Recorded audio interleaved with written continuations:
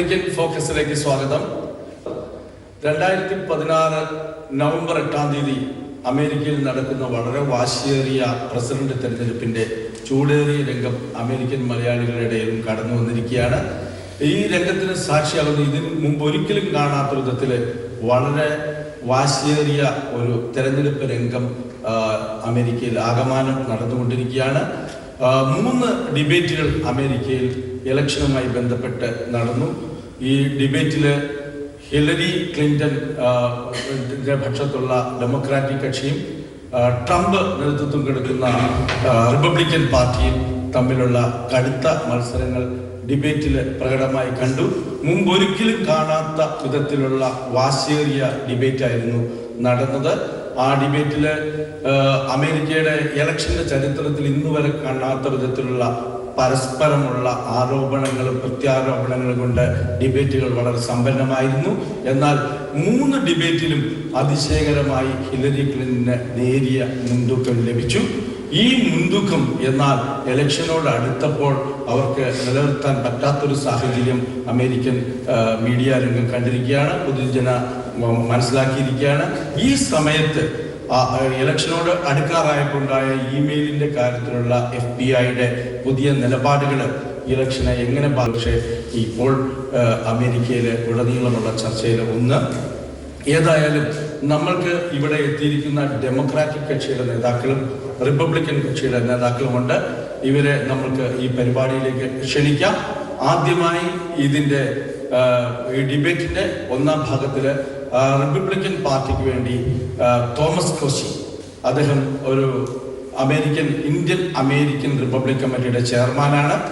രണ്ടാമതായി നമ്മളോട് സംസാരിക്കുന്നത് വടക്കേ അമേരിക്കയിലെ മലയാളികൾക്ക്, പ്രത്യേകിച്ച് ന്യൂയോർക്കിലെ മലയാളികൾക്ക് അഭിമാനിക്കാവുന്ന റോക്ക്ലാൻഡ് കൗണ്ടിയിലെ ഡെമോക്രാറ്റിക് കക്ഷിയുടെ പ്രതിനിധിയായി ലെജിസ്ലേച്ചറായ 2ാം തവണയും ലെജിസ്ലേച്ചറായ ആനി പോളാണ്.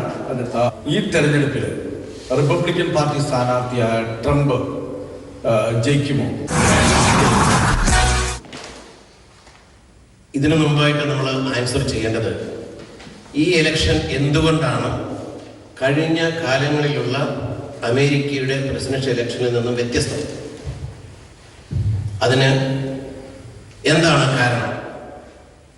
അമേരിക്ക ഇന്ന് 2ആയിട്ട് വിഭജിക്കപ്പെട്ടിരിക്കുന്നു എന്നുള്ളതാണ് യാഥാർത്ഥ്യം. കൂടാതെ എങ്ങനെയുള്ള ഒരു അമേരിക്കയായിരിക്കണം മുൻപോട്ട് പോകുമ്പോഴും കഴിഞ്ഞ 10 വർഷം ഒബാമയുടെ ഭരണകൂടം ഇവിടെ നടത്തിയ ഭരണങ്ങൾ, അതിൽ അതൃപ്തരായ ഒരു ജനത, ഒരു തരംഗമാണ് ഇന്ന് റിപ്പബ്ലിക്കൻ പാർട്ടിയിൽ ഉണ്ടായിരിക്കുന്നത്.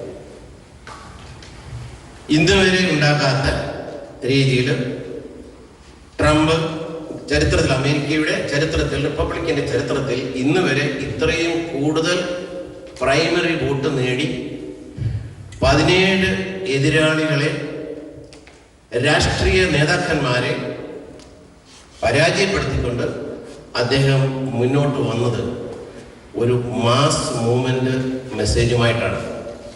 അതുകൊണ്ടാണ് ഈ ഇലക്ഷൻ വ്യത്യസ്തം ആണെന്ന് ഞാൻ പറയുന്നത്. കൂടാതെ ഇത് 2 പാർട്ടികൾ തമ്മിലുള്ള ഇലക്ഷൻ അല്ല, 2 വ്യക്തികൾ തമ്മിലുള്ള ഇലക്ഷനും അല്ല. മുമ്പേ പറഞ്ഞ പോലെ എങ്ങനെയുള്ള ഒരു അമേരിക്കയായിരിക്കണം നമുക്ക് മുൻപോട്ട് പോകുമ്പോൾ വേണ്ടത് എന്നുള്ളതാണ് ഇവിടെ പ്രസക്തം. കഴിഞ്ഞ 10 വർഷം കൊണ്ട് അമേരിക്കയുടെ ഡെഫിസിറ്റ് അല്ലെങ്കിൽ ഏതാണ്ട് 2 ഇരട്ടിയാണ് വർദ്ധിച്ചിരിക്കുന്നത്.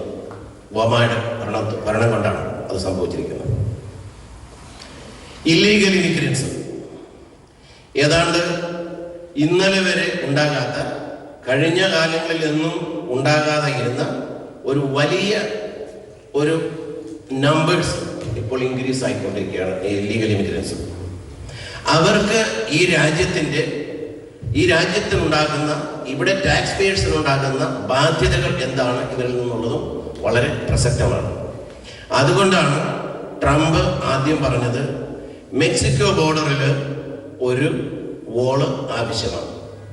ഇന്നത്തെ ഈ നില തുടർന്നു പോയി കഴിഞ്ഞാൽ അടുത്ത 20 വർഷത്തിനുള്ളിൽ മെക്സിക്കൻസ് അമേരിക്കയുടെ പകുതി പോപ്പുലേഷനാണ്. അമേരിക്കയ്ക്ക് അങ്ങനെയില്ല. അമേരിക്ക ഓപ്പൺ ബോർഡറാണ്, ഗ്ലോബൽ വില്ലേജ് ആണ് America. So it is open to anybody, they can come here. പക്ഷേ സച്ച് എ ലാർജ് ഡെഫിസിറ്റ്, ഇതൊക്കെ ഒരിക്കലും തുടർന്നുകൊണ്ട് പോകുവാൻ ഈ രാജ്യത്തിന് സാധിക്കില്ല. അതുകൊണ്ടാണ് ട്രംപ് ജയിക്കേണ്ടത്. ഈ 8-ാം തീയതി നടക്കുന്ന ഇലക്ഷനിൽ ട്രംപ് ജയിക്കേണ്ടത് ആവശ്യമാണ്.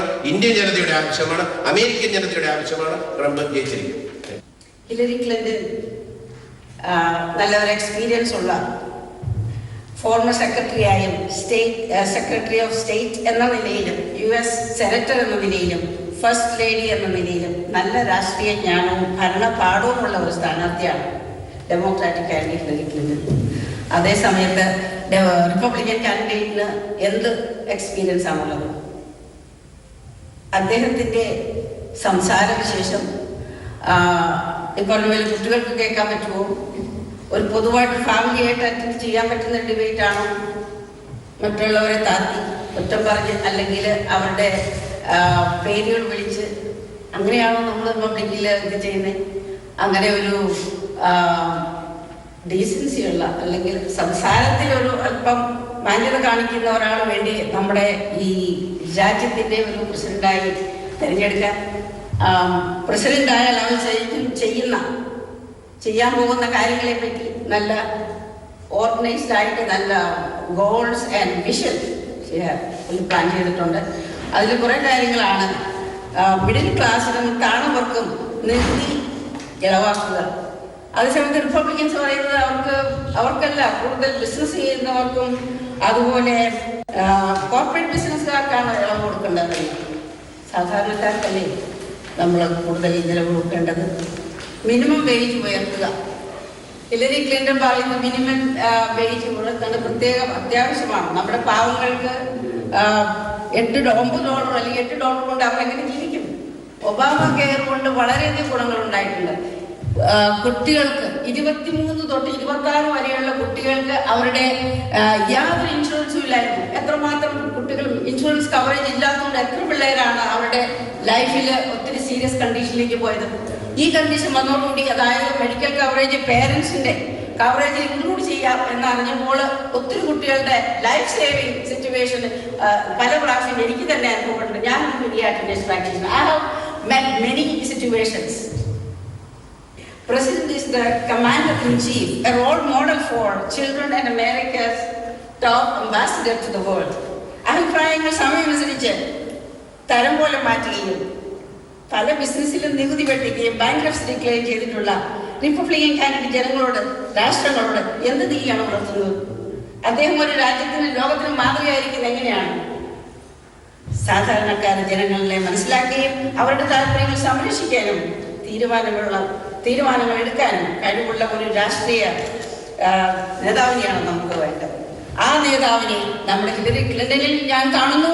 ഞാൻ പ്രത്യേകം ഹിലരി ക്ലിന്റൺ US ചരിത്രത്തിൽ ആദ്യമായി ഒരു സ്ത്രീ ഹിലരി ക്ലിന്റൺ പ്രസിഡന്റായി ചരിത്രം സൃഷ്ടിക്കും എന്ന കാര്യത്തിൽ ഒരു സംശയവുമില്ല. ഹിലരി ജയിച്ചാൽ ഇന്ത്യക്കും ഇന്ത്യക്കാർക്കും എന്ത് ഗുണമാണ് ഉണ്ടാകാൻ പോകുന്നത്? ട്രംപ് ജയിച്ചാൽ ഇന്ത്യക്കാരുള്ള സമീപനത്തിൽ എന്ത് വ്യത്യസ്തമായ സമീപനമായിരിക്കും?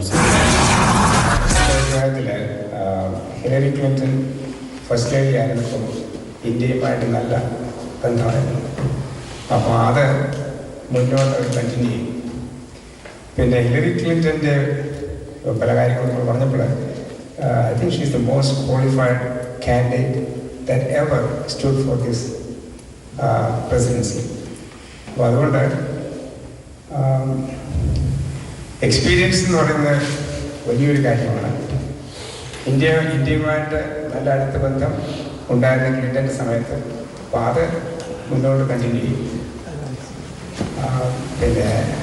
പിന്നെ ഈ ട്രേഡിൻ്റെ കാര്യങ്ങളൊക്കെ പറയുമ്പോൾ ഐ നോ ദാറ്റ് അത് വലിയൊരു ഇഷ്യൂ ആണ്. She supported four free trade and I think free trade is important.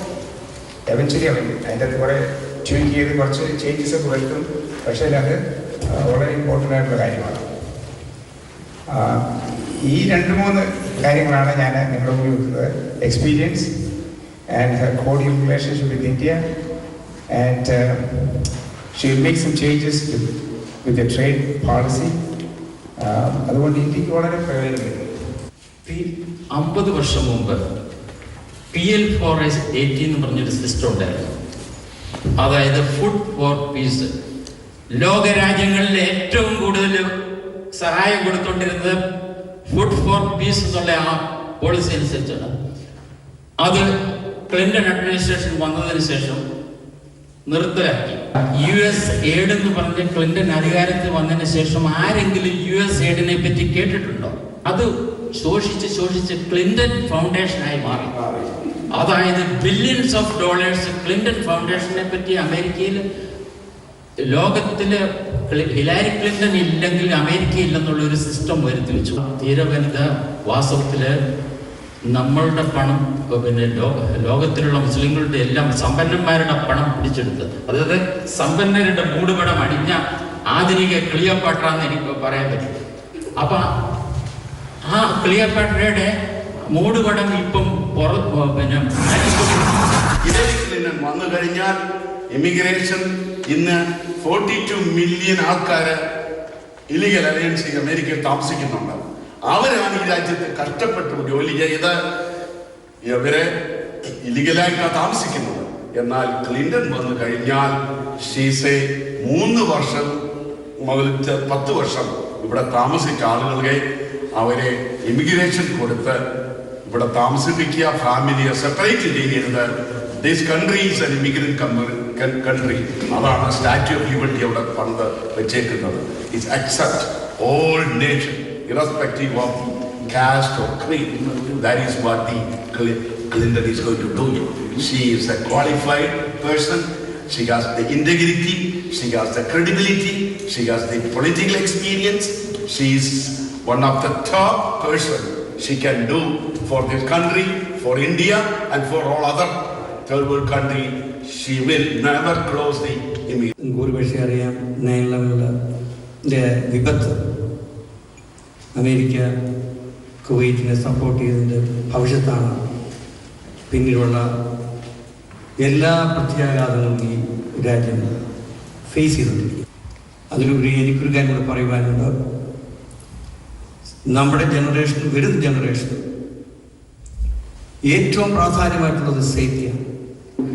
അമേരിക്കയെ കെട്ടിപ്പടുക്കുവാൻ ട്രംപിനെ പോലെ ഒരു കാലത്ത് ഒരു പ്രിൻസിപ്പിൾ എന്ന് പറഞ്ഞു അതിനുവേണ്ടി നിലനിൽക്കുന്ന അദ്ദേഹത്തെ തിരഞ്ഞെടുത്ത് നമ്മൾ വിജയിക്കേണ്ടത് ഇന്ത്യക്കാർക്കെന്നല്ല, അമേരിക്കയിലുള്ള മുഴുവൻ ജനതയ്ക്കും അത് അത്യന്താപേക്ഷിതമായി അറിവിക്കും. അല്ലെങ്കിൽ നമ്മളതിൻ്റെ ഭവിഷ്യത്തുകൾ ഫേസ് ചെയ്യേണ്ടി വരും. ആദ്യമായി ഒരു വനിതാ അമേരിക്കൻ പ്രസിഡന്റായി കാണണമെന്നും ആഗ്രഹമുള്ളതുകൊണ്ടും അതിനുള്ള സമയമായി എന്നുള്ളതുകൊണ്ടും ഹിലറി ക്ലിന്റണെ ഞാൻ ശക്തമായിട്ട് സപ്പോർട്ട് ചെയ്യും. ഹിലറി ക്ലിന്റൺ എന്ന് പറയുവാണെങ്കിൽ മുൻ സെക്രട്ടറി ഓഫ് സ്റ്റേറ്റ്, മുൻ സെനറ്റർ, പ്രസിഡന്റ് ബിൽ ക്ലിന്റന്റെ വൈഫ് എന്നുള്ള എല്ലാ എക്സ്പീരിയൻസും അതിനുള്ള പ്രവർത്തന പാഠവും കഴിവും ശക്തിയായ ഒരു വനിതയുമായതുകൊണ്ട് അടുത്ത ഒരു വനിതാ പ്രസിഡന്റ് എന്ന നിലയിൽ കാര്യങ്ങൾ നടത്തുവാനുള്ള അസാമാന്യ കഴിവ്, ഇതൊക്കെയാണ് എടുത്തു പറയാനുള്ള കാര്യം. ഹില്ലരി ക്ലിന്റന്റെ ഇമെയിൽ ഇൻവെസ്റ്റിഗേഷൻ റീഓപ്പൺ ചെയ്യുമെന്നുള്ള പ്രസ്താവന പുറപ്പെടുവിച്ചപ്പോൾ അതിനെ ഒരു FBI ബോംബ് ഷെൽ എന്നും ദ ബിഗസ്റ്റ് ഒക്ടോബർ സർപ്രൈസ് എന്നും മീഡിയകൾ പറഞ്ഞുകൊണ്ടിരിക്കുകയാണ്. എങ്ങനെയാണ് ഈ റീഓപ്പൺ ചെയ്യാൻ എന്തുകൊണ്ട് അദ്ദേഹം നിർബന്ധിതനായി എന്നുള്ളതാണ് ഏറ്റവും വലിയ സത്യം. അതിന് പ്രധാനപ്പെട്ട ഒരു കാരണം ഹില്ലരി ക്ലിന്റന്റെ ടോപ്പ് എയ്ഡ് ആയിരിക്കുന്ന ഹുമ അബുദ്ദിന്റെ ഹസ്ബൻഡ് ആന്റണി വീനറിന്റെ കമ്പ്യൂട്ടറിൽ കണ്ടുപിടിച്ച ഇമെയിലുകൾ ആന്റണി വീനറും അദ്ദേഹം ഒരു ക്രിമിനൽ ഇൻവെസ്റ്റിഗേഷന്റെ ഭാഗമായി പോകുമ്പോൾ Antony വീനറും ക്ലിന്റന്റെ top aid Huma അബുദ്ദീനും Hillary ക്ലിന്റന്റെ ഇമെയിലും 3 ഇമെയിലുകൾ പിടഞ്ഞു കിടക്കുന്ന കാഴ്ച അദ്ദേഹത്തിന് സംശയം ഉളവാക്കിയത് കൊണ്ടാണ് ഇത് റീഓപ്പൺ ചെയ്യാൻ FBI ഡയറക്ടറും ജെയിംസ് കോമി നിർബന്ധിതനായത്. ഈ ഇലക്ഷനിൽ നമ്മുടെ വളർന്നു വരുന്ന തലമുറയ്ക്ക് ഈ പാർട്ടികളുടെ സമീപനം നമ്മുടെ കുടുംബങ്ങളെയും നമ്മുടെ കുഞ്ഞുങ്ങളെയും നമ്മുടെ കൊച്ചുമക്കളെയും ലോകം ഇതേപോലെ പോയാൽ വരും തലമുറകളെ എങ്ങനെ ഇത് ബാധിക്കും എന്ന് ചിന്തിച്ചു വേണം നമ്മുടെ സമ്മതിദായ അവകാശം നാം വിനിയോഗിക്കേണ്ടത്. അപ്പോൾ അതിനായി നാം ചെയ്യേണ്ടത് ഓരോ പാർട്ടിയുടെയും മാനിഫെസ്റ്റോ നാം നന്നായി പഠിച്ചിരിക്കണം. നമ്മളുടെ കുഞ്ഞുങ്ങളുടെ ഭാവിയെക്കുറിച്ചാണ് നാം സംസാരിക്കുന്നതെന്നുള്ള ഗൗരവത്തോടുകൂടെ വേണം നമ്മൾ രാഷ്ട്രീയ കാര്യങ്ങൾ കൈകാര്യം ചെയ്യുകയും നമ്മുടെ വോട്ടവകാശം വിനിയോഗിക്കുകയും ചെയ്യേണ്ടത്. എനിക്ക് പറയുവാനുള്ളത് ഈ ഇലക്ഷന്റെ ഏറ്റവും വലിയ നിർണായകമായ കാര്യം സുപ്രീം കോടതി justices ആരായിരിക്കുമെന്നുള്ളതാണ്. That will determine this nation's future. ആയതിനാൽ നമ്മൾ എല്ലാവരും നമ്മുടെ കുഞ്ഞുങ്ങളെയും കുടുംബങ്ങളെയും വരും തലമുറയും സ്നേഹിക്കുന്നവരാകിയാൽ പ്രോ ചോയ്സിനെ സപ്പോർട്ട് ചെയ്യുന്ന ഒരു കാൻഡിഡേറ്റിനെയും മലയാളികൾ സപ്പോർട്ട് ചെയ്യരുത്. പാർട്ടി ഞാൻ പറയുന്നില്ല.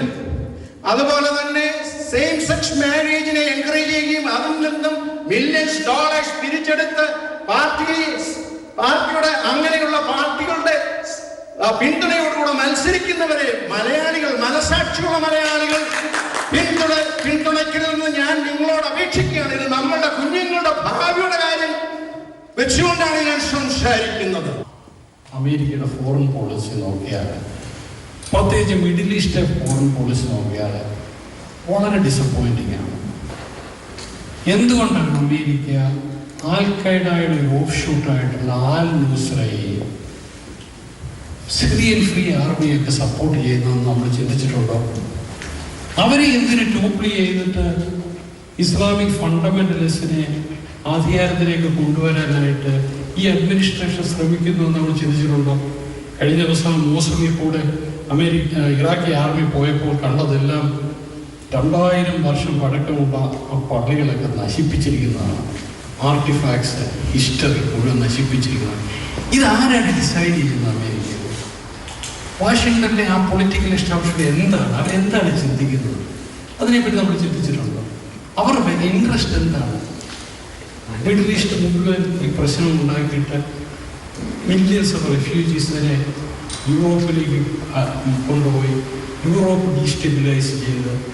So there must be something happening. There must be some other dynamics in play here. I think we should think about it. അത് കണ്ടിന്യൂ ചെയ്യണോ വേണ്ടയോ എന്നുള്ള കാര്യം പോലും നമ്മൾ ചിന്തിക്കുന്നത്. ചോദ്യം ഈ പ്രസിഡന്റ് ഒബാമയോടുണ്ട്. അഥവാ ക്ലിന്റൺ ജയിച്ചു വന്നാൽ നിങ്ങളുടെ constitutional authority bestowed on you, will you refuse to hand over that presidency to an unqualified man, or you will say you will apologize and hand over that presidency to him? Hillary ക്ലിന്റനെ സംബന്ധിച്ചിടത്തോളം ഇവിടെ democrat party supporters പറഞ്ഞു ഏറ്റവും experience ഉള്ള ഒരു വ്യക്തിയാണെന്ന്. I agree. World is burning, middle east is burning. This kind of experience, that is what we want. 500,000 people already killed in Syria. American establishment people, military people said, don't withdraw the American army from Iraq. Hillary Clinton, she was Secretary of State. She said no. Barack Obama said no. They withdrew. What happened? ISIS took over the country. This kind of experience we don't want the next 4 years. Email ഒരു ക്രൈമൽ എന്ന് പറയുന്ന എൻ്റെ democrat ഫ്രണ്ട്സിനോട് ഞാൻ പറയാനുള്ളത്, ഇതിൻ്റെ 1/10 of the മിസ്റ്റേക്സുകൾ ഒരു സാധാരണപ്പെട്ട മനുഷ്യൻ ചെയ്തിരുന്നുവെങ്കിൽ അവർ ജയിലിനകത്ത് കിടന്നേ. കാരണം അതിന് ഉദാഹരണമാണ് അമേരിക്കയുടെ ടോപ്പ് മിലിറ്ററി ബ്രാസായ മിസ്റ്റർ പെട്രാസ്. അദ്ദേഹത്തിൻ്റെ മിലിറ്ററി സീക്രട്ട് അദ്ദേഹത്തിന്റെ ഗേൾഫ്രണ്ടിനോട് ഷെയർ ചെയ്തു എന്നും പറഞ്ഞ് അദ്ദേഹത്തെ ഡിമോട്ട് ചെയ്യുകയും ജോലിയിൽ നിന്ന് പിരിച്ചുവിടുകയും ചെയ്തു. $250,000 വൈറ്റ് ഹൗസിൽ നിന്ന് പാക്ക് ചെയ്ത ബിൽ ക്ലിന്റനും ഹില്ലരിയും ഇന്ന് $1 ബില്യൺ ഉണ്ടാക്കി ബാങ്കിന്റെ ഫൗണ്ടേഷന്റെ പേരിൽ അക്കൗണ്ടിലേക്ക് വന്നിട്ടുണ്ട്. ആരെന്തൊക്കെ പറഞ്ഞാലും അമേരിക്കൻ ജനത, അതായത് റിപ്പബ്ലിക്കനെ സപ്പോർട്ട് ചെയ്യുന്ന അമേരിക്കൻ ജനത ഡിപ്ലോറബിൾ അല്ല, അഡോറബിൾ ആണ്. ഇവർ പറഞ്ഞ ലോക രാഷ്ട്രങ്ങളിൽ ഇവരൊന്നും ചെയ്തിട്ടില്ല. ഞാനൊരു കാര്യം ചോദിക്കട്ടെ. ഇന്ന് ഇറാഖിനെ നശിപ്പിച്ച ഏക വ്യക്തി ബുഷാണ്. അതിന്റെ വെളിച്ചത്തിലാണ് ഈ പ്രഖ്യാപനങ്ങളെല്ലാം ഇന്ന് ലോകത്തിൽ സംഭവിച്ചുകൊണ്ടിരിക്കുന്നത്. അതായത് ക്ലിന്റൺ ഒബാമ വന്നതിന് ശേഷം നിങ്ങൾ ആലോചിച്ച് നോക്കിയാൽ ഇവിടുത്തെ ഇൻട്രസ്റ്റ് റേറ്റ്, എക്കണോമി, അൺഎംപ്ലോയ്മെന്റ്, ഇന്ന് അമേരിക്കന്റെ ഹിസ്റ്ററിയിൽ 4% അൺഎംപ്ലോയ്മെന്റ് ഒബാമ ചെയ്ത വലിയ കാര്യങ്ങൾ കൊണ്ടാണ്. ഒബാമയ്ക്ക് ഫോറിൻ പോളിസിയിൽ പല കാര്യങ്ങൾ ചെയ്യണമെന്ന് താല്പര്യമുണ്ടായിരുന്നു. എന്നാൽ ഈ റിപ്പബ്ലിക്കൻ പാർട്ടി കൺട്രോൾ ചെയ്യുന്ന സെനറ്റ് ഫ്ലോറും കോൺഗ്രസ് ഫ്ലോറും ആയതുകൊണ്ട് അത് പല കാര്യങ്ങളും ചെയ്യാൻ സാധിക്കാതെ വന്നു. എക്സിക്യൂട്ടീവ് ഓർഡർ ചെയ്ത് വേണം പലതും ചെയ്യാനായിട്ട്. ഒബാമ ഇരുന്ന സമയത്തല്ലേ ഏറ്റവും വലിയ ബില്ലാണെന്നെ പിടിച്ചത്. എത്ര നാള് ബുഷും റിപ്പബ്ലിക്കൻ പാർട്ടിയും കാത്തിരിക്കും. പാകിസ്ഥാന് ഇഷ്ടം പോലെ പശുവിന്റെ പാല് കൊടുക്കുന്ന രീതിയിൽ ഇവർ കൊടുത്തോണ്ടിരിക്കുകയായിരുന്നു. അവരാണ് ഒളിപ്പിച്ചു വെച്ചത്. റിപ്പബ്ലിക്കൻ പാർട്ടി കണ്ടുപിടിക്കാൻ സാധിക്കില്ല. Obama is the only one able to find this culprit. എനിക്കിപ്പോഴും തീരുമാനമായിട്ടില്ല. ഈ പിന്നെ റിപ്പബ്ലിക്കൻ ഹിന്ദു കൺവെൻഷൻ വെച്ച് ട്രംപിനെ കണ്ടിരുന്നു. ട്രംപിന്റെ പ്രസംഗം കേട്ടിരുന്നു. ആ പ്രസംഗം കേട്ടപ്പോൾ എനിക്ക് അദ്ദേഹത്തിന് വളരെ വലിയ മതിപ്പാണ് തോന്നുന്നത്. എനിക്ക് ഒട്ടും മോശമായിട്ട് തോന്നിയില്ല. വളരെ കാര്യപ്പെട്ട ഒരാളായിട്ട് തോന്നി. പക്ഷേ അദ്ദേഹം പ്രതിനിധീകരിക്കുന്നത് എന്താണെന്നുള്ളതിനെ പറ്റിയാണ് എനിക്ക് സന്ദേഹമിരിക്കുന്നത്. ഈ എക്സ്ട്രീം വലതുപക്ഷവും എക്സ്ട്രീം ഇടതുപക്ഷവും തമ്മിലുള്ള ഒരു പോരാട്ടമാണ് ഇപ്പോൾ ഇവിടെ നടന്നുകൊണ്ടിരിക്കുന്നത്, അമേരിക്കയിൽ നടന്നുകൊണ്ടിരിക്കുന്നത്. ഈ ആദ്യം ആരോ പറഞ്ഞതുപോലെ തന്നെ അമേരിക്ക ഒരു 2 തട്ടിലായിട്ടിരിക്കുന്നു. സ്വഭാവ മേന്മ രണ്ടുപേരിലും നമ്മൾ കാണുന്നില്ല എന്നുള്ളതാണ് നമ്മുടെ പ്രാവശ്യത്തെ നമ്മളെ സംബന്ധിച്ചിടത്തോളം നമ്മളെ കുഴക്കുന്ന ഒരു കാര്യം. അതുപോലെ തന്നെ ആ എക്സ്ട്രീം ഹിലരി ക്ലിന്റൺ വന്നു കഴിഞ്ഞാൽ ആ ഒരു എക്സ്ട്രീം ലിബറലിസം, ഇപ്പൊ ഒബാമ ലിബറലാണെന്ന് നമുക്കറിയാം. പക്ഷേ ആ ലിബറലിസം മുഴുവൻ നടപ്പാക്കാനായിട്ട് അദ്ദേഹത്തിന് കഴിഞ്ഞില്ല. പ്രധാനമായിട്ടും പിന്നെ റിപ്പബ്ലിക്കൻസ് ഇടങ്കോരിടുകയായിരുന്നു. അദ്ദേഹത്തിന്റെ പല നല്ല കാര്യങ്ങളും ചെയ്യാൻ പറ്റിയില്ല. ഇപ്പൊ സ്റ്റുഡന്റ് ലോണിനെ പറ്റി പറഞ്ഞു. ഈ 8.5% സ്റ്റുഡന്റ് ലോണിന്റെ പലിശ. നമ്മുടെ വീടിന്റെ പലിശ 3.5% ഉള്ളൂ. അത് തമ്മിലുള്ള ഈ ഇത്തിരി പോകുന്ന കുഞ്ഞുങ്ങള് പിന്നെ ഇല്ലാത്ത അടവെല്ലാം കൊടുക്കുന്നതിന്റെ 8% പലിശ. ഒന്ന് ആലോചിച്ച് നോക്കി. ഈ രാജ്യം നടക്കുന്ന കാര്യമാണ്. ഇവിടെ വന്നവരെല്ലാം അമേരിക്കൻ പൊളിറ്റിക്സിൽ സജീവമായിട്ട് ചിന്തിക്കുകയും വായിക്കുകയും അതിലിടപെടുകയും ചെയ്യുന്നവരാണ്.